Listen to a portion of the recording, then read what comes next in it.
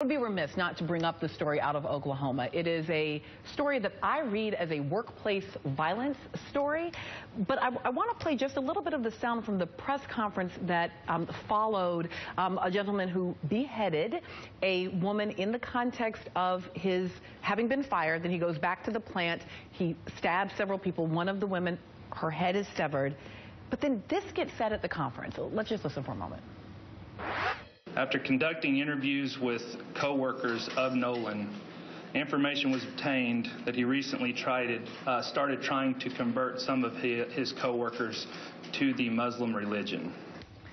And then that's it. And now this is somehow about Islam. That's it. You know, it's funny. Just so it's clear for everyone, there's nothing in the Quran that says if you get fired, go back to your workplace and kill people. No. So I want everyone to know that. They're out there like, is that? No, it's not in the Quran.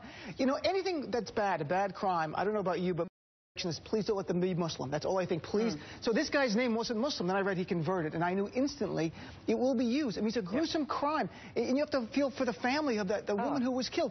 But the idea to turn this into, and we're seeing right-wing media use this, continuing the narrative. Look, Muslims are here in America. They're committing jihad.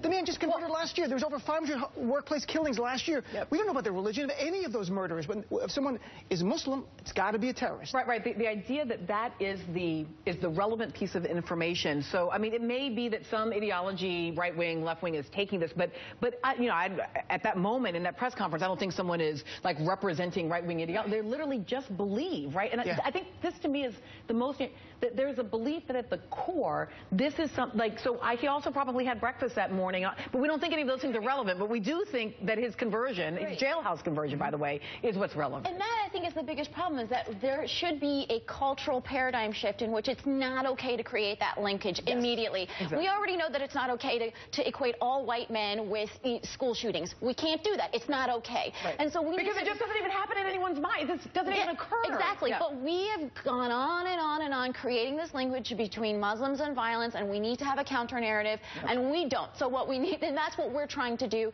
Muslims are funny. Muslims are funny. That's the new stereotype. Pass it around. Muslims are hilarious. Yeah, and yet, like, so